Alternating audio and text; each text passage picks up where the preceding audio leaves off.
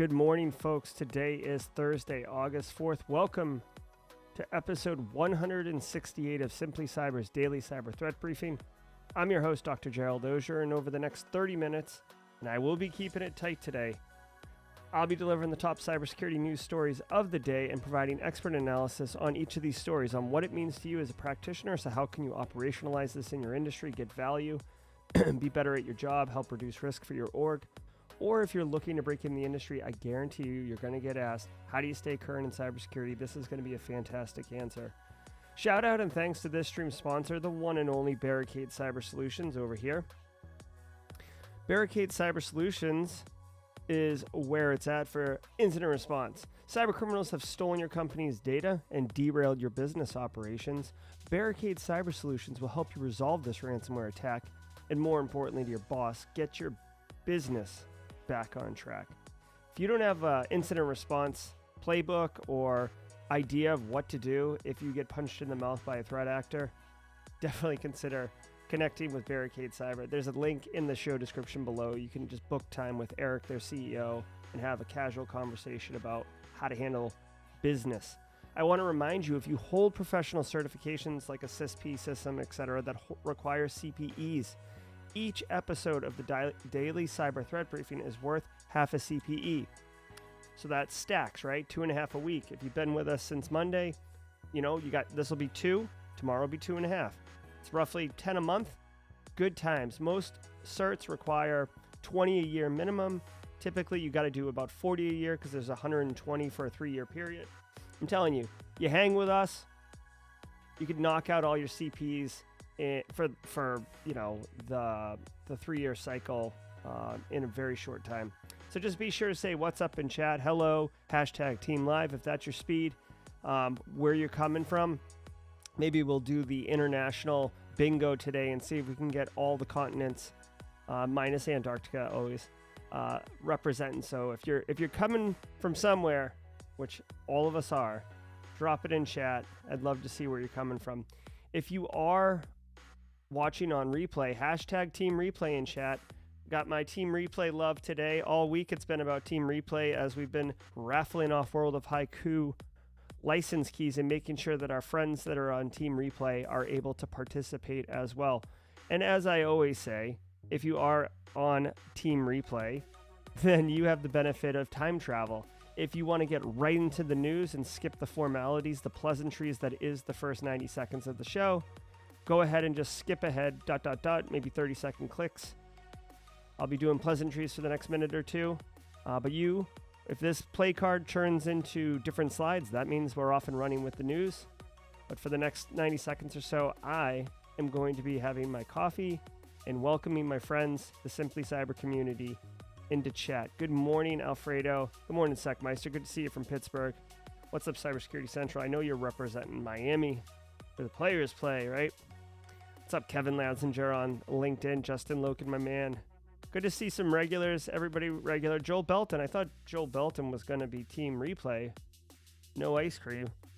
Hey, Sure Fummy. Been listening for 2 days and hooked. I love it. Welcome to the party, my man. Nigeria in the house. So we've got Africa on board. North America's representing. I know we've got some UK brethren. Is Liam up in here? Not only IT, you did not win. Oh, I did. Yeah. So I played Red versus Blue yesterday. I was a threat actor. I took down Cyber Matt Lee by blowing up his HMI. Very, very good times. Oh, I see. Thanks, Joel, for clarifying that. Guys, today will be an expedited episode of the Daily Cyber Threat Briefing. We will touch on all the things we always do, but I do have to take my pup to a dog appointment, so I will be keeping it I will be keeping the spice to more of like a black pepper spice, kind of like, light paprika. We're not going full cayenne up in here this morning.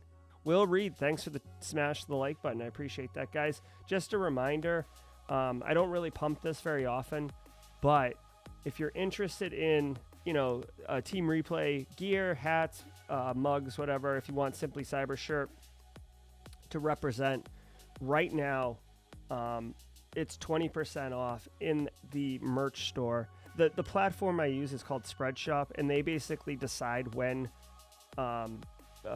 promotions happen, like 20% off, 15% off, all these things. So I don't. It's not like I'm saying, oh, I'm gonna do 20%. It's just like they're like, oh, your stuff's all 20% off now, which is kind of cool.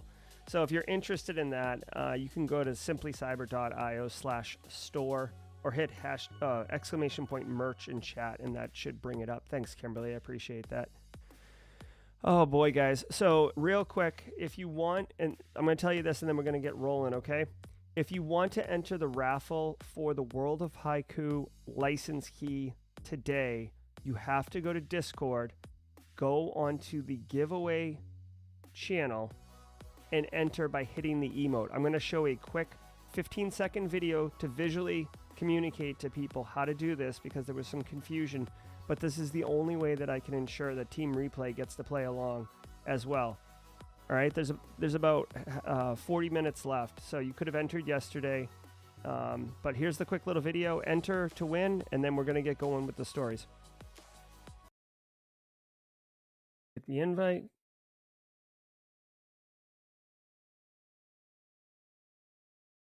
You're in the Simply Cyber Discord.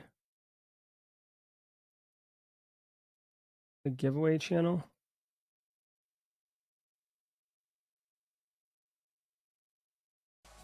All right, there you go. That's how you do it, everybody. So good luck to all those who win. We've had some great winners this week, and I'm looking forward to our live guest later today, the CEO of World of Haiku, the man behind the vision that is that game, is going to be joining us, and a really, really cool guy, and we're going to get into it. All right, so sit back, relax, and let's dive into the daily news.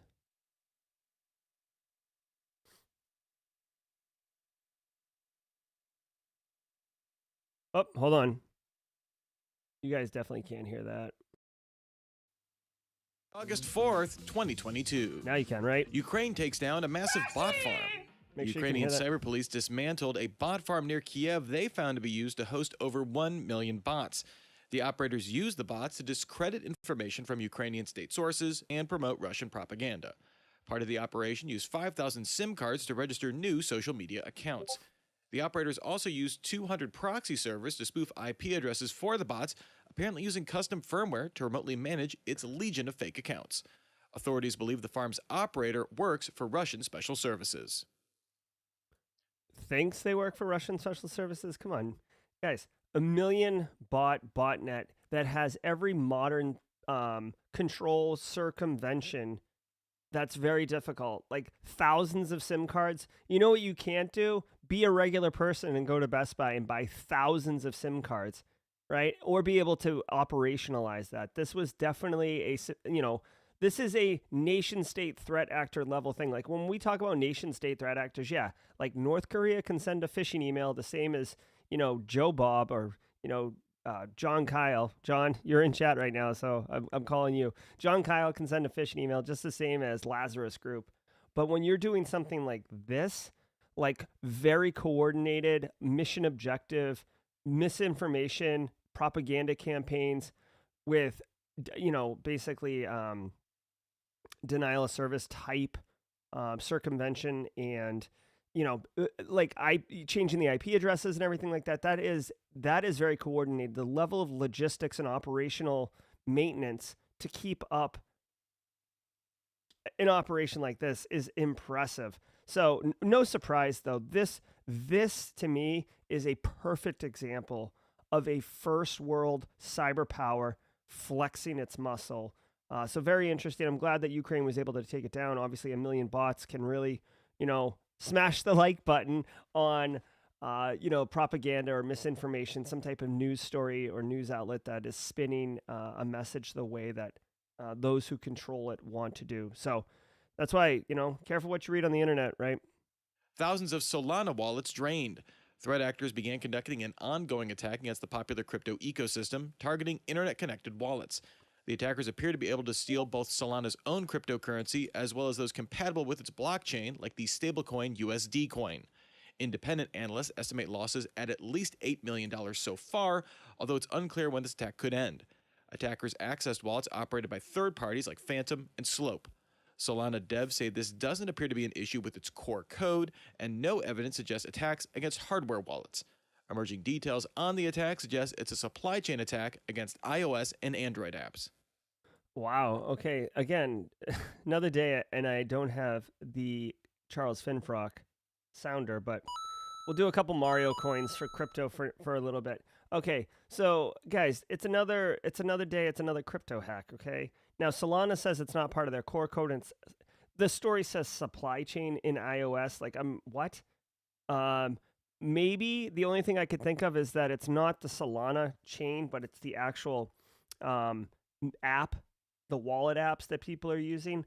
But the fact that it's able to attack not just Solana, but all cryptos that use the Solana backend or blockchain or whatever. Like some of these coins have their own backend, kind of like the way like Ethereum is a coin, but it's also its own like blockchain, and other coins can use Ethereum for registering transactions and stuff like that.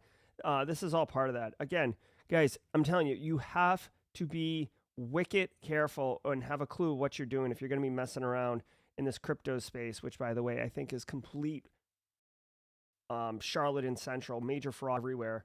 So I'm sure that there will be more information on this particular story. If you were affected by this, I'm sure you really want to know what happened.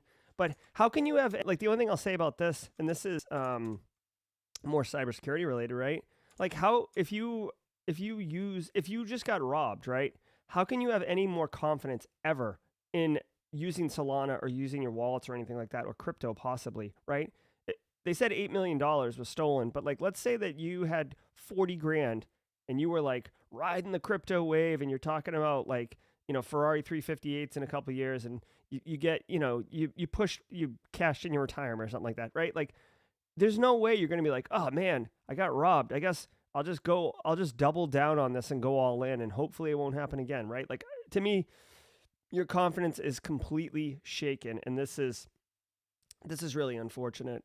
But you know what? It's actually not uncommon. We see these stories all the time.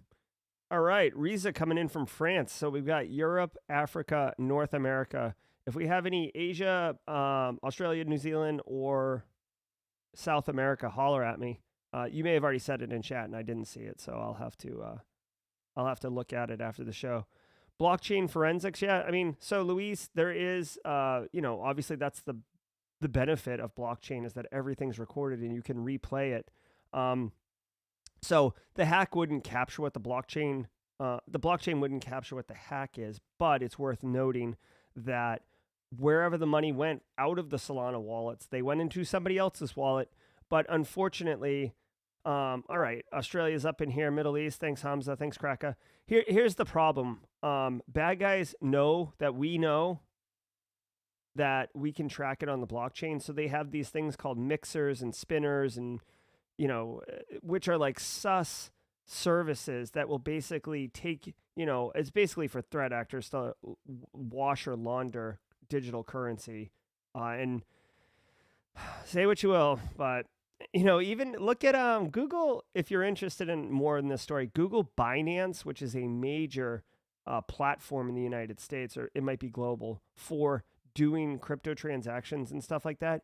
Binance was recently just slapped for not being thorough in validating who's opening accounts, and it was basically reported that they were being used for money laundering, specifically North Korea, and that Axie Infinity Ronin $560 million attack a couple months ago.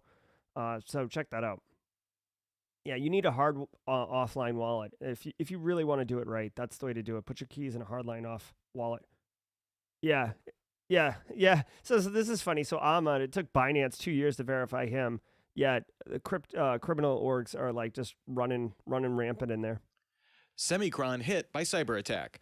The German manufacturer of semiconductors for electric vehicles and industrial automation systems confirmed the partial encryption of our IT systems and files, likely due to ransomware. Semicron, based in Nuremberg, claims to power 35% of wind turbines globally and has not said whether there was a ransom demand or who was behind the attack. Bleeping Computer sources say LV ransomware hit the company, and Semicron itself indicated the attackers attempted a double extortion technique. The company did not disclose direct impacts to customers or employees. With the state of the global semiconductor supply chain, any disruption could carry outsized impact to the EV industry. All right, so the link in the story did not take us to the actual Semicron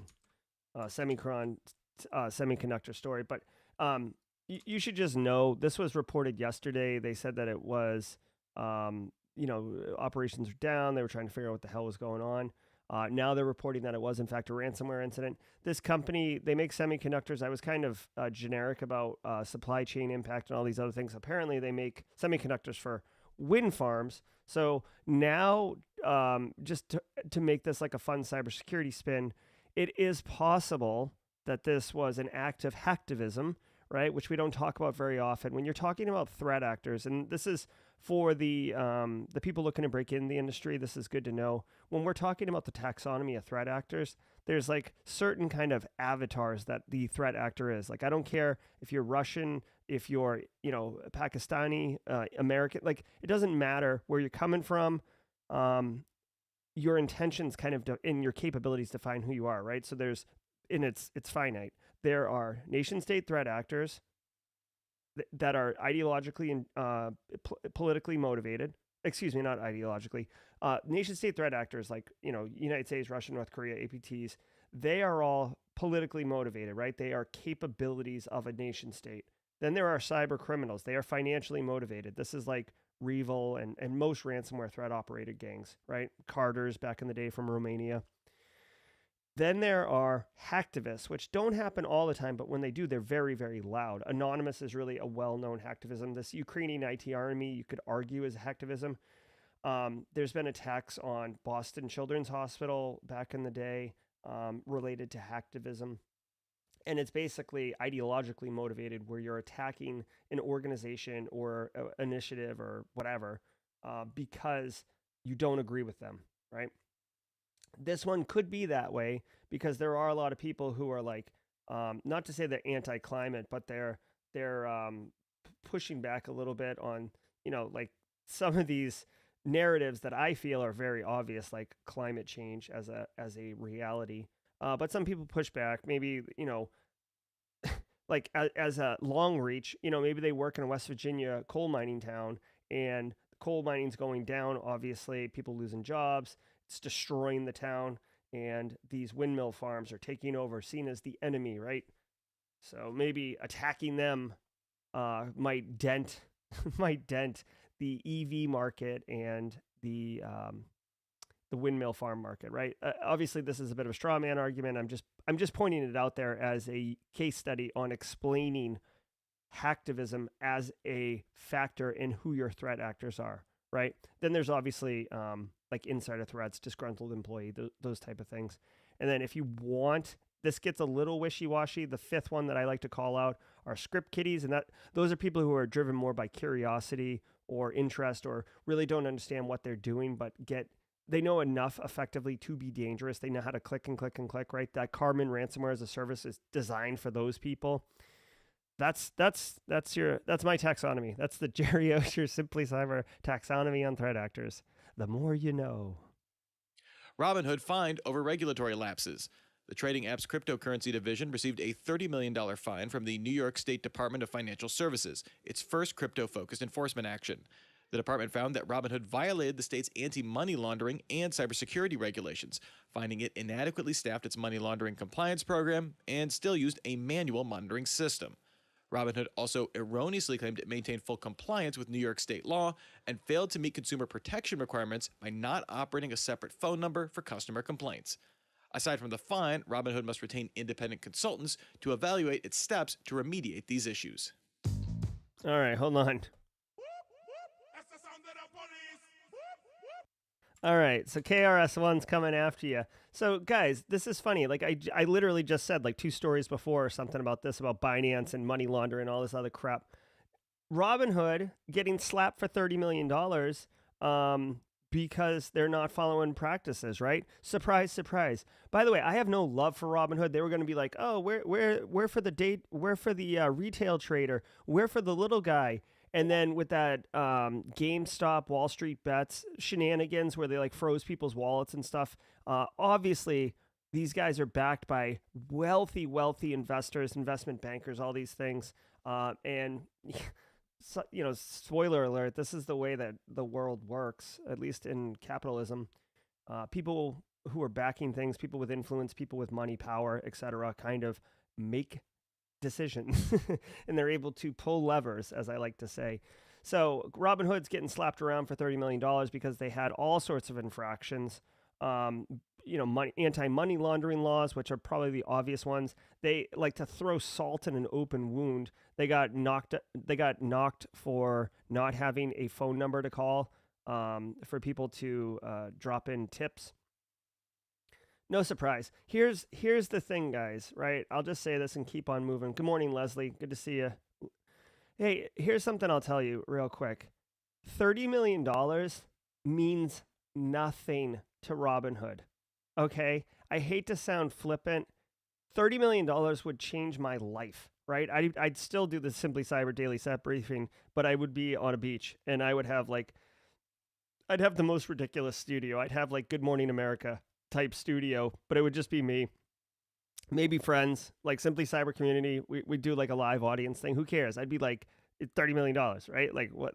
That's FU money, right? So, but for them, dude, they got investors who are individually dropping more than 30 million. So with all due respect, I appreciate it. I mean, New York, any regulator can't just strangle them and charge a fine commensurate with whatever the annual revenue is of the business, because that's not truly fair, although we see that with HIPAA fines all the time.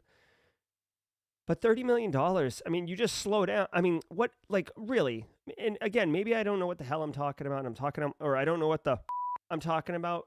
But listen, I don't think $30 million even comes up at a board meeting as far as an infraction, okay?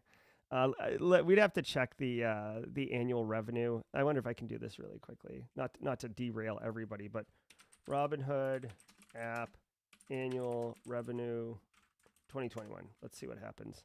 Robinhood reports just the fourth quarter results, okay? Total net revenue for the quarter increased to $363 million. Okay, so just for Q4 last year, they were hit for 10% of just one quarter, right? Now, I'm not saying that 10% of a quarter is a big deal, but guys, they've been screwing around for years. So how much money did they make off of not stopping money laundering? Do you see what I'm saying, right? It's the cost of doing business. It's like a bunch of people with nice suits on making a decision. Hey, do we do what we're supposed to do or do we not? Well, how much money if we don't? Well, we could probably make $500 million. What would the fines be? I don't know, 30 million? Okay, let's do that. See how long we can roll. All right, let's say thanks to CISO Series. And now thanks to this week's episode sponsor, Hyas. Cyber criminals try their hardest to cover their tracks, but no matter what, they always leave a trail.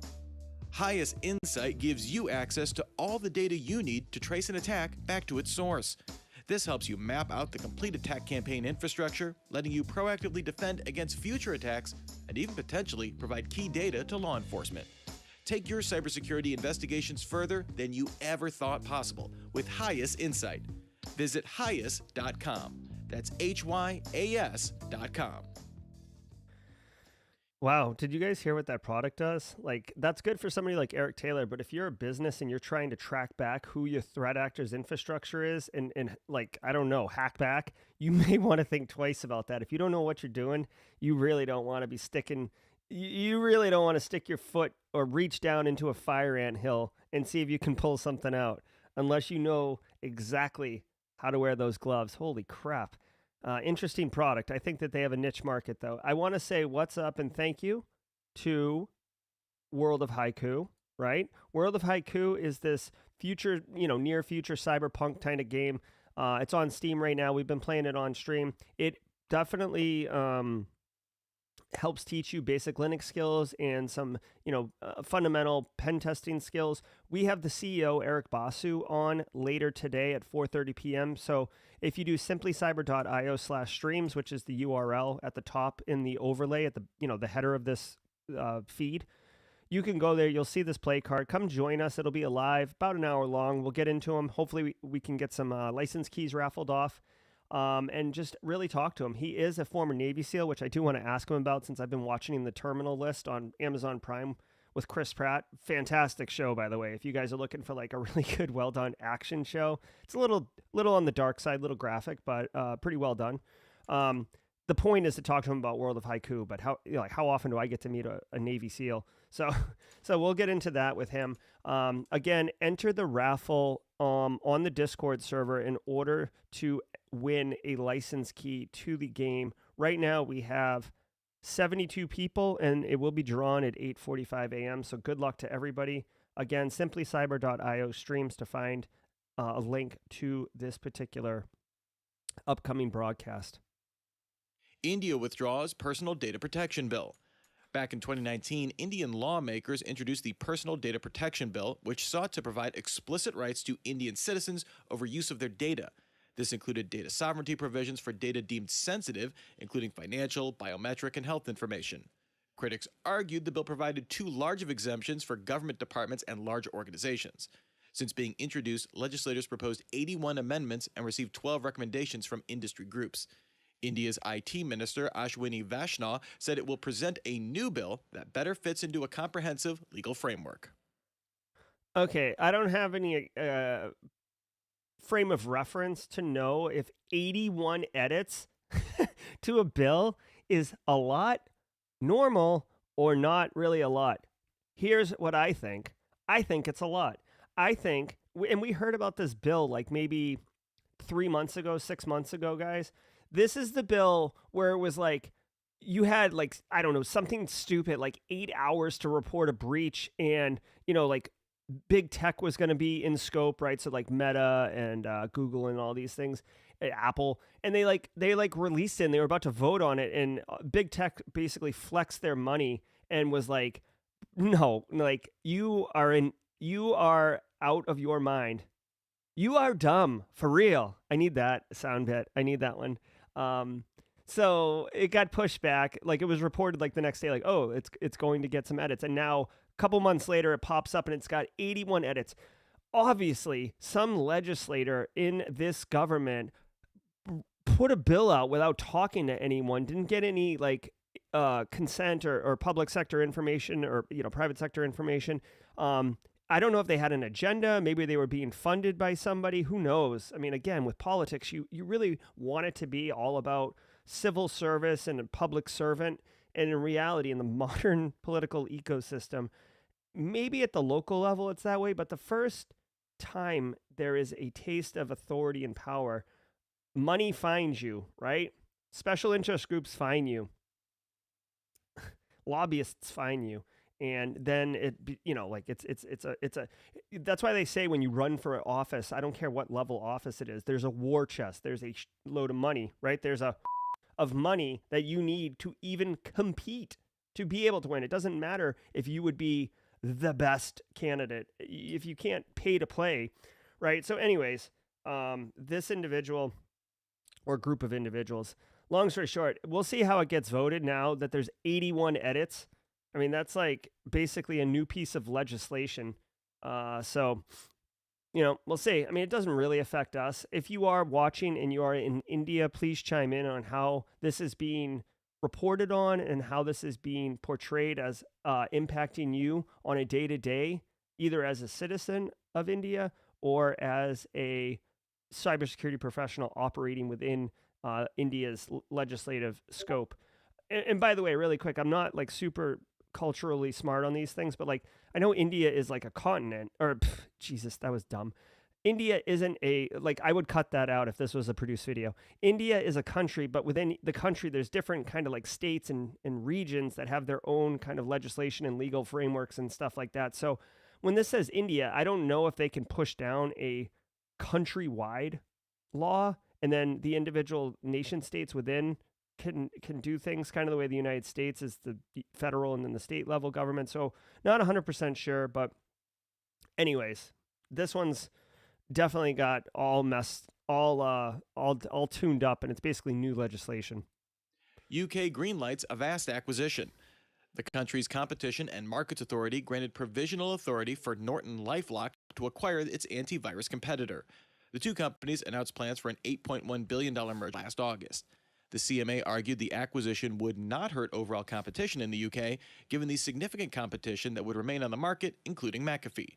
The CMA will take responses from third parties on its provisional approval on the deal until August 24th, before issuing a final report on its decision on 8th. All right, couple things. One, unrelated to cybersecurity, but like, I bought a computer. I'm building a computer from Build Redo, right? Never heard of them before. They got forwarded to me by a friend who, like, knows more about tech than I do now. I used to build computers a million years ago. I feel like I need to qualify this. I don't have time. I don't do it. I just buy computers now instead of building them. So I don't know what's current. I buy a computer, so I've already invested. You don't need to sell me. And now, if you guys have noticed, like, it's like Build Redo ads all the time in my feeds. Okay, so let me just push that aside. Second thing I want to point out. The story here that I want to share is like, okay, whatever. Norton LifeLock's going to acquire Avast. Avast is like an antivirus signature company. I always felt like Avast was like a great free option for end users, right? You go over to, like, your aunt's house or whatever, and she's got a new computer. You want to set her up with something because it is Windows. You drop Avast on there, right? Or AVG, I think it was back in the day.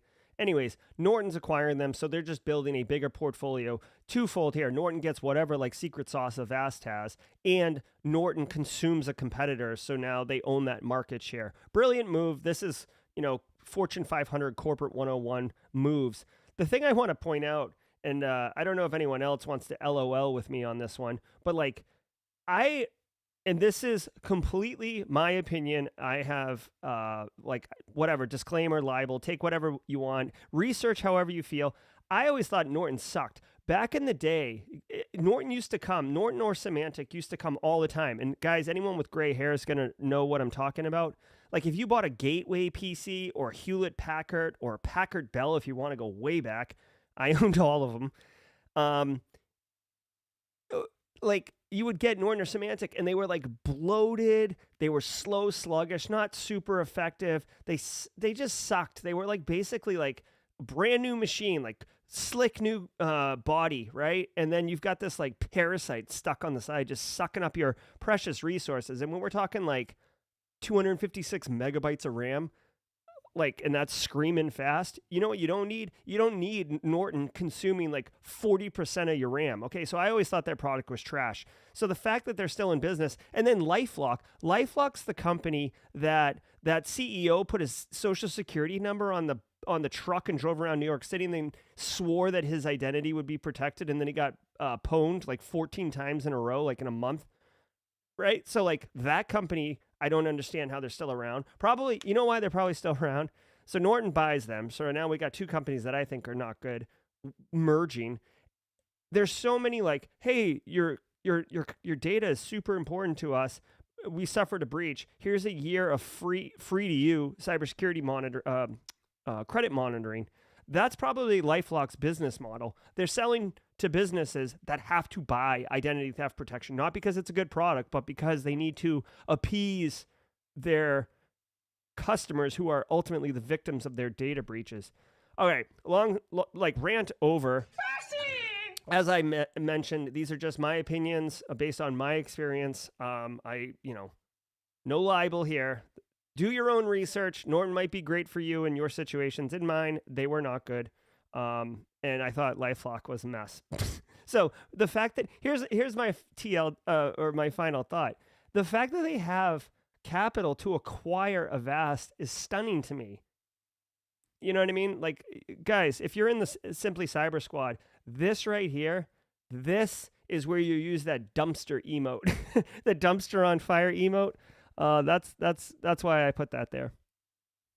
Coding issue impacts credit scores.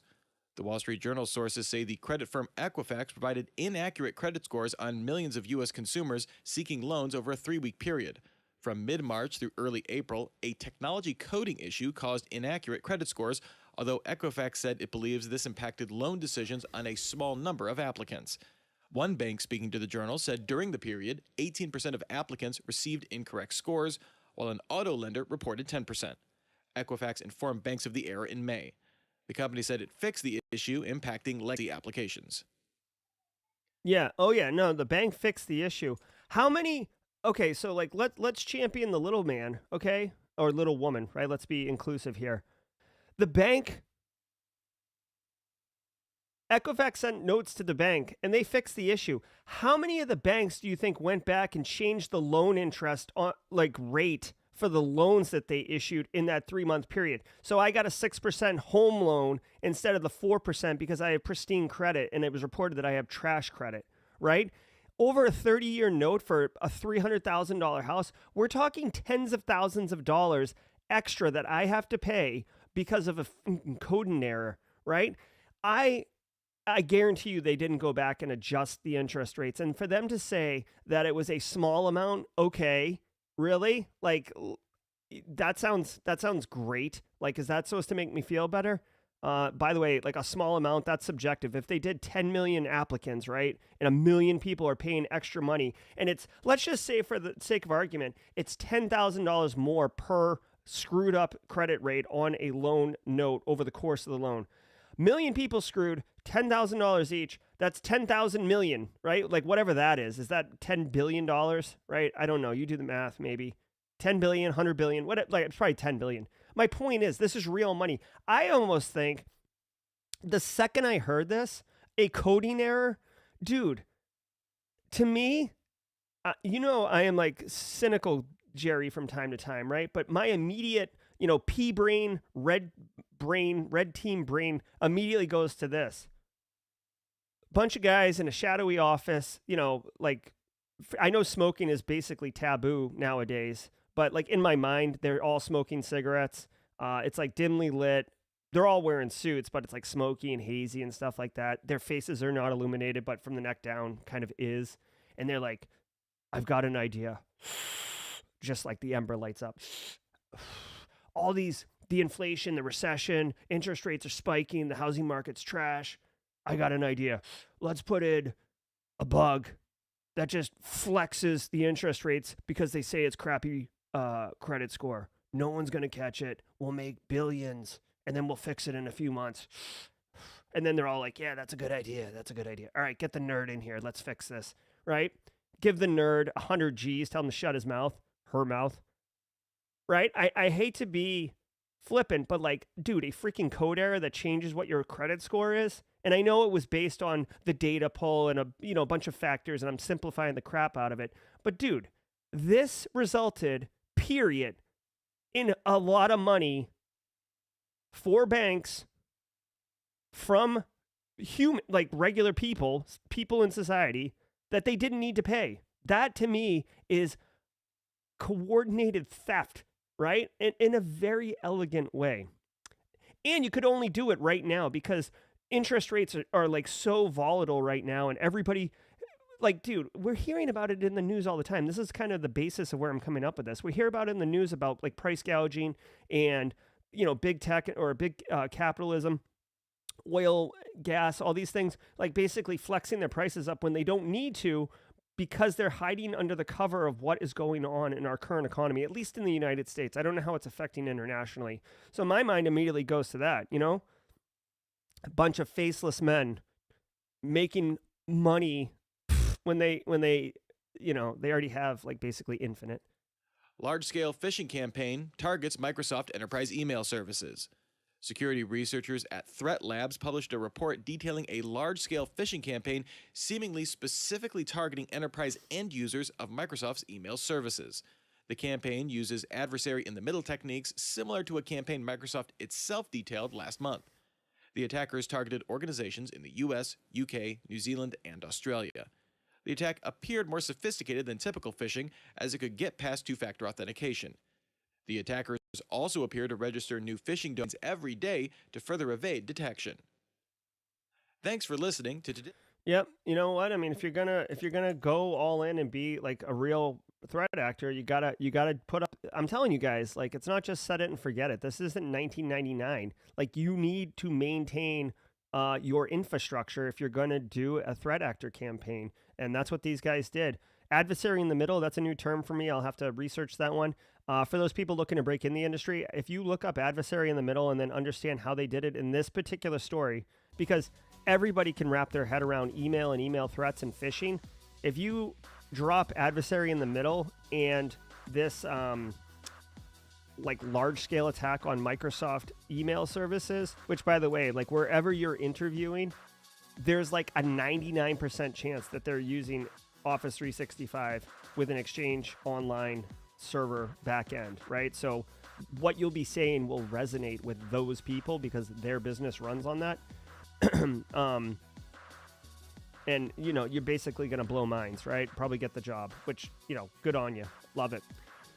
So anyways, the story here, guys, we say a million times, this doesn't surprise me. Threat actors are now targeting Microsoft email services specifically and coming up with circumventions for that.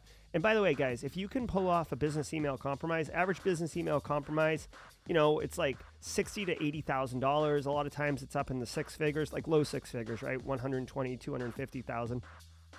You pull off one of those, even if it took you like a month to do, 2 months, right? You set up all the infrastructure, you knock out an attack 3-day period or whatever, and you score $100,000. I mean, that's not a bad payday for a month of work, right?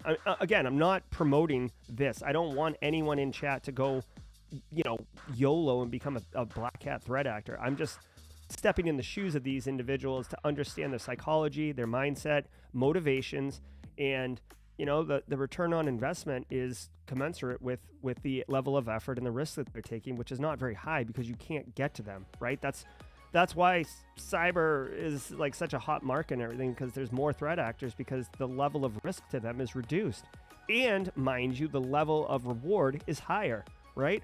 Robbing a bank in 2022 is insane. Robbing people's Solana crypto wallets? Yeah, it's technically difficult, but you get paid and you you're basically in the wind. You're in the wind before you even commit the attack. You know what I'm saying? Whew. Okay, guys, so it's 8:42. The World of Haiku is going to draw in just a minute, so I'll hang with you and then we'll do the winner. Want to let everyone know I will be at Black Hat and DEF CON next week. I will be there from Wednesday through Saturday. If you want to meet up, let me know. The Black Hat side, I will be there with ThreatGen. I will tell you right now, I've got this little promo card. If you want to hit reminder, go to YouTube. I think if you do !ThreatGen, Nightbot will take you there to the ThreatGen YouTube channel. Clint and I, the CEO of ThreatGen, and I'm the CISO Director of Cybersecurity Education at ThreatGen.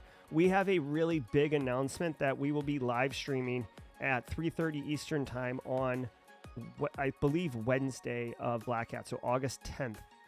If you guys, if you find us at Black Hat, that would be cool. I'll definitely high five you and tell you what's up. But if you can't make it, if you want to know this big reveal, I'm very excited. So since I came on, I've been working on multiple initiatives, and we have taken some of those initiatives,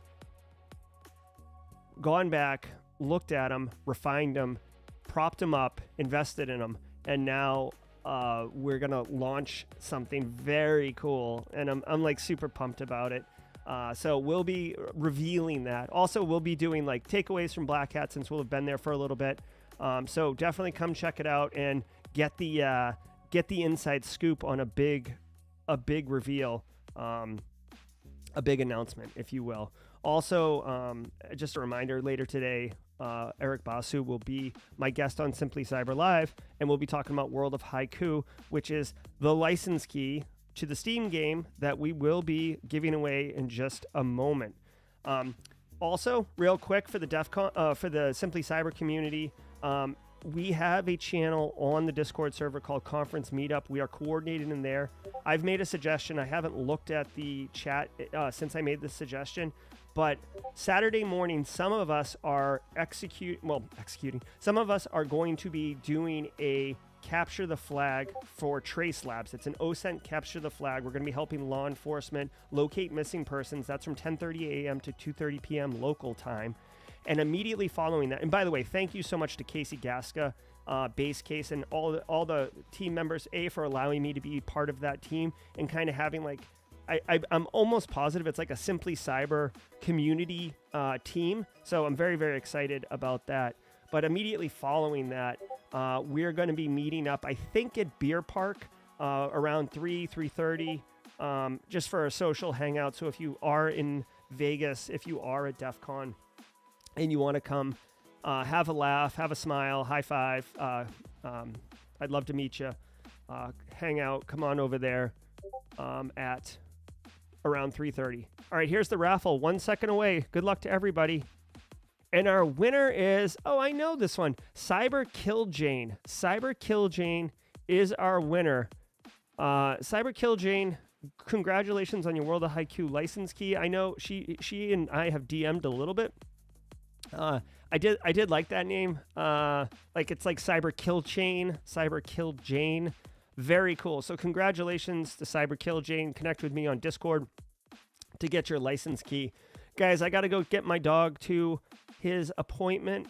You've all been wonderful. I look forward to seeing you at 4:30 p.m. Eastern time. I'm going to have to go watch Neil's interview with Eric last night to make sure I don't just basically recreate Neil's stream. Gotta put my own spin on it, right, guys? My own Simply Cyber vibes. Let me just throw a Grayson sheesh out. All right, everybody, be good. Thank you so much, and we'll see you at 4:30 later today. Cheers, everyone.